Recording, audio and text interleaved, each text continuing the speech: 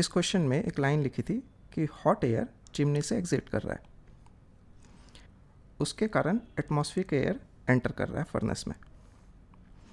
तो जब हम यहाँ देखें, एटमॉस्फेरिक एयर एंटर कर रहा है तो ऑब्वियसली एटमॉस्फेरिक एयर सराउंडिंग से एंटर कर रहा होगा, जैसे मैंने यहाँ पर वाइट लाइन से दिखाई हुई है। तो हम जब बर्नौली इक्वेशन लिखेंगे तो हम स्ट्रीमलाइन के अलॉन्ग लिखेंगे।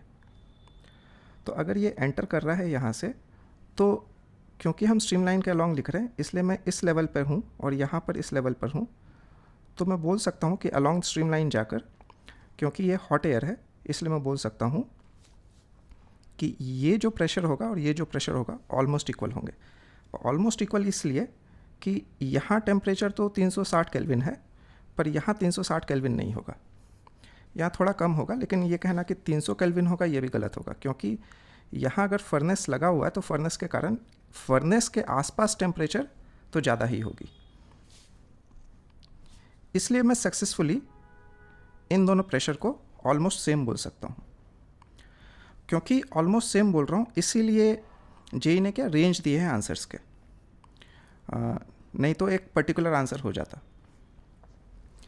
नाउ यहाँ प्रेशर और यहाँ प्रेशर सेम है, तो मैं फ्लूइड स्टैटिक्स लगा सकता हूँ और इस पॉइंट और इस पॉइंट के बीच में सिंपली लिख सकता हूँ P plus rho naught GH equals to PA। And अब मैं बर्नौली इक्वेशन लिख सकता हूँ पॉइंट 1 और पॉइंट 2 के बीच। पॉइंट 1 पर pressure head PA, kinetic head almost zero होगा क्योंकि यहाँ पर एयर ऑलमोस्ट रेस्ट पे रहेगा। Potential head is almost zero. Point 2 पर प्रेशर हेड P बोल दूंगा, kinetic head half rho V square. अब अंदर जो डेंसिटी है वो रो होगी, और क्वेश्चन में लिखा हुआ था कि neglect variation in rho and T inside chimney and furnace. तो अगर यहाँ डेंसिटी रो है तो यहाँ भी डेंसिटी रो ही लूँगा, और कोई हाइट चले हैं रो GH।